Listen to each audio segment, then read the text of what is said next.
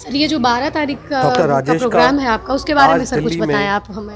12 अप्रैल YMCA को hotel में Wednesday को एक्सक्लूसिव इंटरव्यू देखिए। सबसे पहले 15 जन तक टिक्की मार्ग पे टाइम्स हम लोग एक दिन का समिट चैनल कर पर। रहे हैं, एक्सपो कॉन्फ्रेंस अवार्ड। ये सेकंड एडिशन है विवेकानंद सस्टेनेबिलिटी समिट, जिसमें आदरणीय केंद्रीय मंत्री नितिन गडकरी जी उसके मुख्य अतिथि है।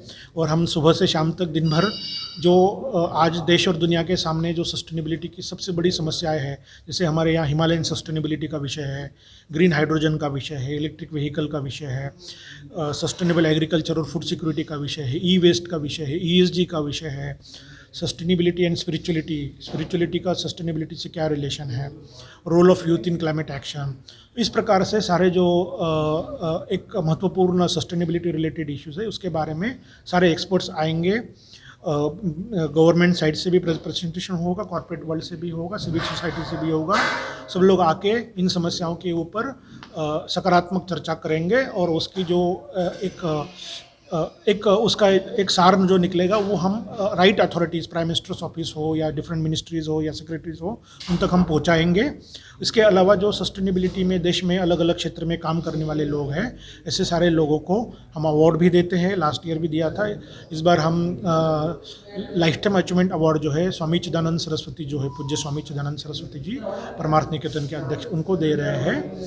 इसके अलावा इंदू मिल जो मुंबई में डॉक्टर अम्बेडकर स्मारक बन रहा है, उसकी एक डिज़ाइन जो कंपनी ने डिज़ाइन किया है, उस डिज़ाइन को भी हम शशि प्रभु एंड आर्किटेक्ट्स हैं, उनको भी हम अवार्ड दे रहे हैं। इसी प्रकार से जो पर्यावरण में बहुत अच्छा काम कर रहे हैं अलग अलग क्षेत्र में, वो लद्दाख से कश्मीर से लेके कन्याकुमारी तक और अहमदाबाद से लेके गुवाहाटी तक जो लोग अच्छा काम कर रहे हैं हर क्षेत्र में, उन सबको हम सम्मानित करना चाहते हैं। इसलिए करना चाहते हैं कि उनका हौसला बढ़े और उनको देख के और लोगों को प्रेरणा मिले और वो भी कुछ अपना कंट्रीब्यूशन दें।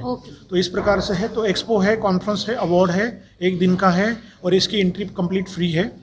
रजिस्ट्रेशन www.vssnewdelhi.in इस वेबसाइट पे कर सकते हो। अगर आप किसी कारण एक्चुअल वहाँ नहीं आ सकते हो तो आपको वर्चुअल ऑप्शन भी है, आप घर में बैठ के आपके मोबाइल में पूरी प्रोसीडिंग्स इस समिट की आप लाइव देख सकते हो। दोनों ऑप्शन है और कम्प्लीटली फ्री है ये। इसमें कोई स्टूडेंट्स को या किसी को कोई चार्ज नहीं, बट रजिस्ट्रेशन कंपलसरी है। Hello sir. Sir, my name is Tripti Singh and I am a student. I am preparing for JRF in environmental sciences. Sir, I have some question about your organization and about you. So first of all, can you give a short introduction about you? My name is Dr. Rajesh Sarvadnya. I am basically by profession a homeopathic doctor, MD homeopath. And since childhood I have a passion for social work. So in 2013 on Swami Vivekananda Jayanti, we started working in the name of Vivekananda Youth Connect Foundation. And we started spreading the message of Swami Vivekananda in youths. So last month we have completed 10 years of our work and we have organized different kind of events across India, where we have organized marathons, we have organized drama on the life of Swami Vivekananda. We have gone to the schools and colleges and universities, and apart from that our focus is also environment and sustainability. So we have run a campaign about the pollution in the Mumbai ocean, and we have started the project called Project Blue, where in last 30-40 years, because of the kind of sewage and kind of polluted water is directly going into the Mumbai Sea. The Mumbai Sea has become a grey and black and polluted, one of the most polluted in the world. Yeah. So we want to turn it again pollution free and blue. And again in Delhi also we are organizing marathons to spread the Swami Vivekananda message of peace. So since last 3 years we have clubbed the cause of Vivekananda and cause of sustainability.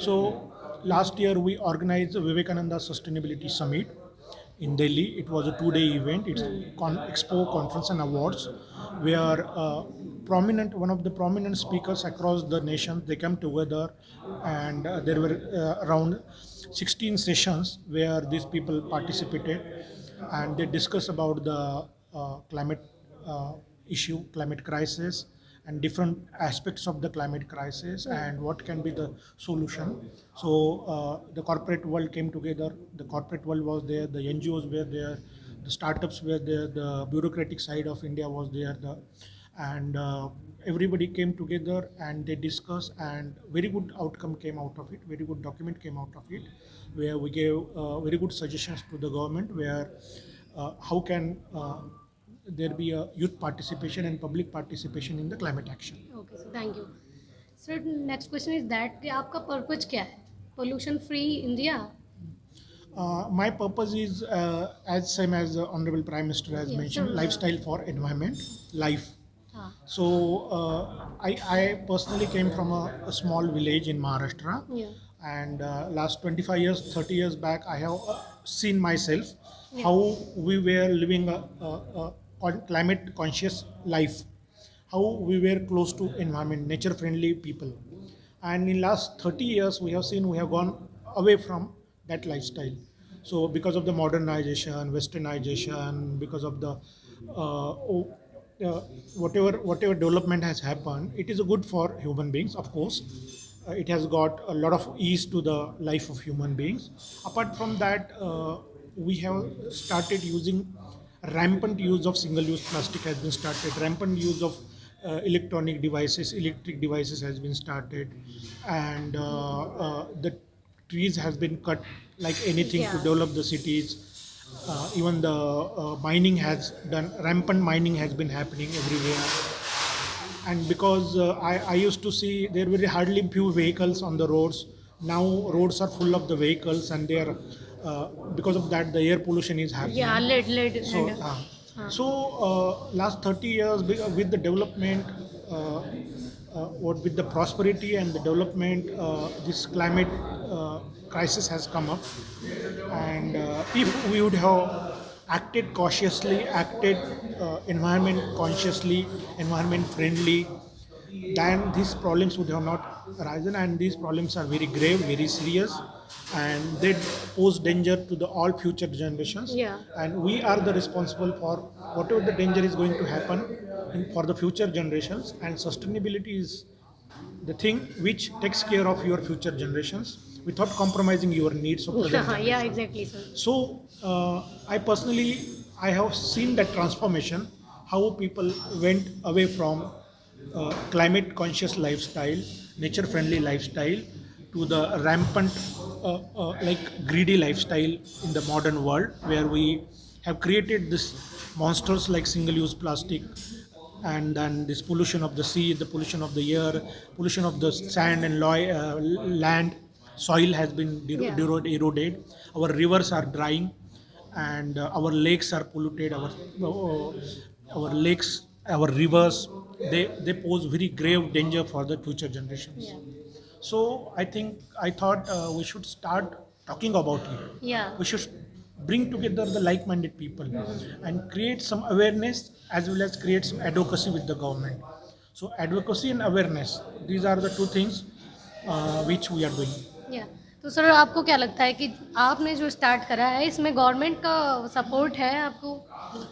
Government is doing a very good job, Yeah. good work, but they are busy with their own projects and Exactly, ideas. huh. So it is always our job to create a pressure on government, bring some things which government is missing. It is our responsibility as citizens to bring it to the notice to the authorities, Exactly. and that's what we are doing. या sir ये था कि जैसे आपने अभी बोला कि over cutting हो रहा है ट्रीज़ का, है ना? तो सर क्या ये है कि ट्रीज़ बहुत ज़्यादा लगाना भी सही नहीं है? जैसे उस इन्वायरमेंट के अकॉर्डिंग, जैसे हम कह रहे हैं कि कार्बन डाइऑक्साइड बहुत ज़्यादा हो गया, तो कार्बन डाइऑक्साइड को मिटिगेट करने के लिए हम जो है पेड़ लगाएं, पेड़ पौधे लगाएं, या फिर हम कोई ऐसी टेक्नोलॉजी डेवलप करें कि जो कार्बन डाइऑक्साइड को किसी और चीज़ में हम यूज़ कर सकें एज अ फ्यूल, एंड ऐसा कुछ फ्यूचर में हो सकता है कि हम कार्बन डाइऑक्साइड का यूज़ पेड़ ना लगाने के अलावा भी कहीं पे यूज़ कर सकते हैं, जैसे सर? मुझे लगता है कि टेक्नोलॉजीज डेवलप हो रही है, आगे भी होगी, हाँ. बट पेड़ नहीं लगाना ये सोल्यूशन नहीं हो सकता है. Exactly, sir. एटलीस्ट हमने जितने पेड़ काटे हैं लास्ट 50 हाँ, सालों हाँ, में, हाँ. उतने रिकवर हो जाए. एग्जैक्टली. नए पेड़ मत ऐड कीजिए आप, बट हमने जो विध्वंस किया है, हमने हाँ. जो नुकसान किया है, हाँ. हमारी जिम्मेदारी बनती है कि हमने कोई हमने कोई कर्जा लिया है तो उस कर्जे को चुकाना हमारी जिम्मेदारी है। नेचर से। तो हमने नेचर से जो कर्जा लिया है, हमने जितने पेड़ काटे हैं एटलीस्ट उतने हमने लगाने चाहिए।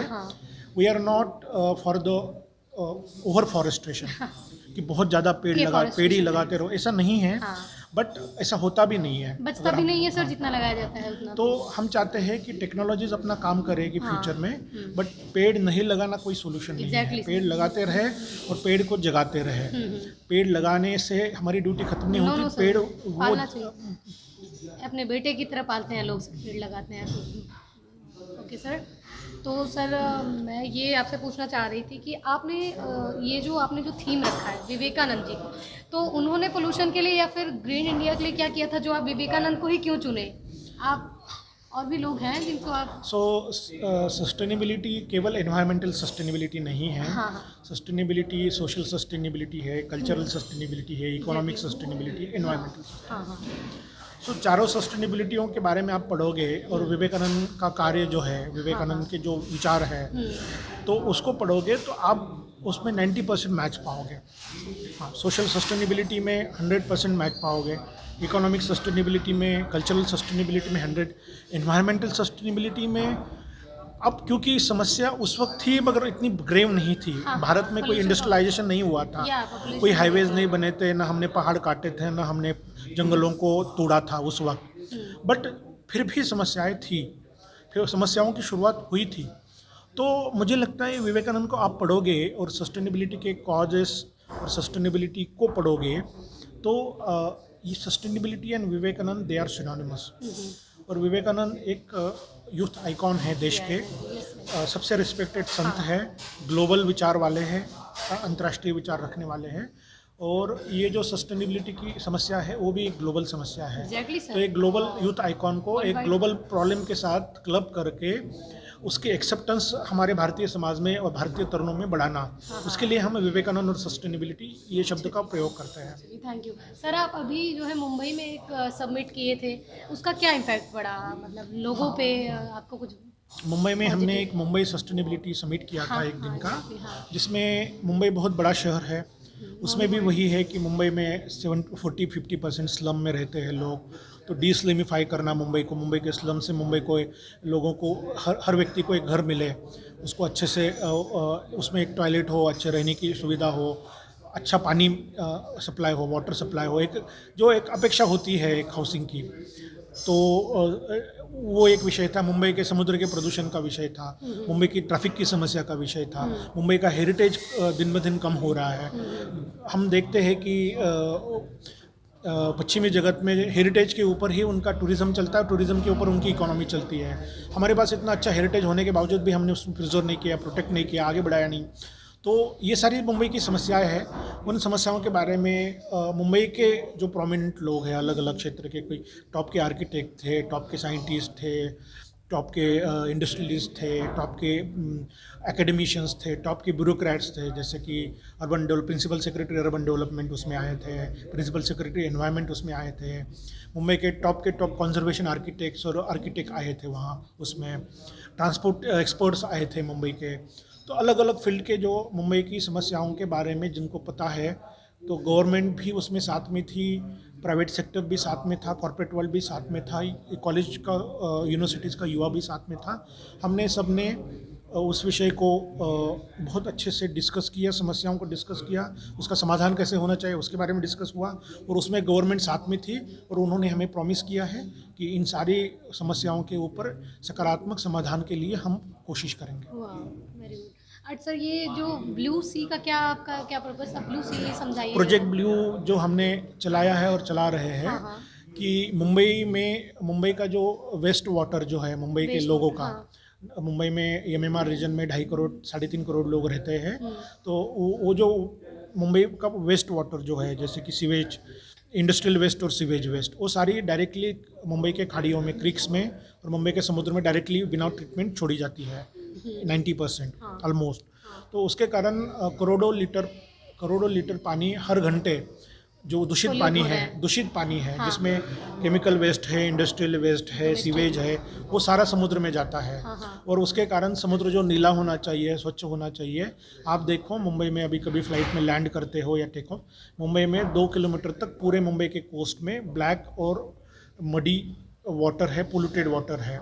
उसके बाद थोड़ा आगे जाओगे तो ब्लू वाटर मिलेगा आपको। अच्छा जी। तो इतने बड़े लेवल पे मुंबई के समुद्र में प्रदूषण हुआ है और हम चाहते हैं कि जो भी पानी समुद्र में छोड़ा जाए उसको ट्रीट करके छोड़ा जाए। Points roads reduction. हाँ, तो जो भी पानी है उसके बाद उसके साथ साथ सिंगल यूज़ प्लास्टिक भी काफ़ी बड़े लेवल पे जाता है। फिर मानसून में जब हाई टाइड्स आती है तो सारा प्लास्टिक, सारी गंदगी, ऑयल स्पिलिंग हो जाती है। प्लास्टिक हज़ारों लाखों टन प्लास्टिक छोड़ा जाता है, बह के आता है।